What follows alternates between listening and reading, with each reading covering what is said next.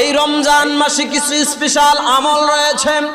নবীজি সাল্লাল্লাহু আলাইহি ওয়াসাল্লাম বলেন, এই রমজান মাসে স্পেশাল কিছু আমলের মধ্যে এক নম্বর আমল হচ্ছে মাহে রমজানের তারাবির নামাজ।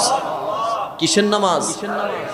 এরপরে হচ্ছে মাহে রমজানের রোজা, এরপরে হচ্ছে কোরআন তেলাওয়াত, কোরআনের তেলাওয়াত। জোরে জোরে কোন সুবহানাল্লাহ। এই জন্য বেশি বেশি করে এই মাসে কোরআন তেলাওয়াত করার দরকার আছে না নাই? নবীর সাহাবীরা মাহে রমজানের শেষ দশকে 3 দিনে 1 খতম কোরআন তেলাওয়াত করতে, কিন্তু আজকে দেখা যায় আমরা 3 যুগেও একটা কোরআন খতম করতে পারি না। কি বলেন? আছে না? 3 যুগেও আমরা কোরআন তেলাওয়াত করি না, একটা খতম আমরা দিতে পারি না। অথচ সাহাবায়ে কেরামরা মাহে রমজানের শেষ 3 দিনে 1 খতম করে কোরআন তেলাওয়াত করতেন। সুবহানাল্লাহ। আরেকটা ইবাদত হচ্ছে মাহে রমজানের নফল ইবাদত। জোরে বলেন কি ইবাদত? আরো জোরে বলেন কি ইবাদত? নফল ইবাদত। এই নফল ইবাদত কেউ যদি রমজান মাসে একটা নফল ইবাদত আদায় করে, অন্য মাসে একটা ফরজের সমতুল্য সওয়াব। সুবহানাল্লাহ বলেন, আরো জোরে বলেন সুবহানাল্লাহ। আর এই মাহে রমজানে কোনো ব্যক্তি যদি একটা ফরজ ইবাদত আদায় করে, অন্য মাসে 70টা ফরজের সমতুল্য সওয়াব।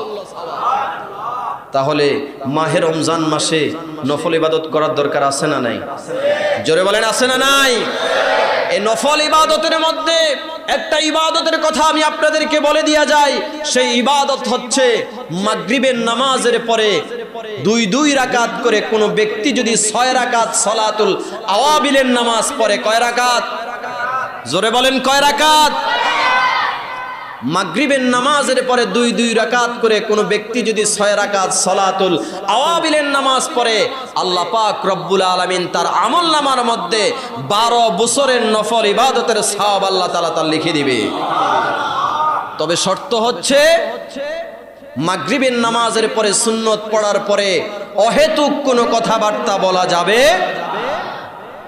নিজ স্থানে বসে 2 রাকাত করে 6 রাকাত। জোরে বলেন কয় রাকাত? 6 রাকাত সালাতুল আওয়াবিলের নামাজ কেউ যদি পড়ে, 12 বছর নফল ইবাদতের সওয়াব আল্লাহ বান্দার আমলনামার মধ্যে দিয়ে দিবে। আজকে আপনি কার কাছে শুনছেন? কোন মৌলবীর কাছে শুনছেন? নফল টফলের দরকার নাই। আর স্পষ্ট হাদিস, নবীজির হাদিস আসছে, কিয়ামতের ময়দানে ফরজের ঘাটতি পূরণ করার জন্য আমার আল্লাহ নফল তালাশ করবেন। কথা কোন ঠিক না বেঠিক? এটা রাসূলুল্লাহর স্পষ্ট হাদিস। আর আপনারা নফল টফলের কোনো ধার ধারেন না। এই জন্য রমজান মাসে ফরজ ইবাদতের পাশাপাশি নফল ইবাদত বাড়িয়ে দিতে হবে। কথা বলেন ঠিক না বেঠিক?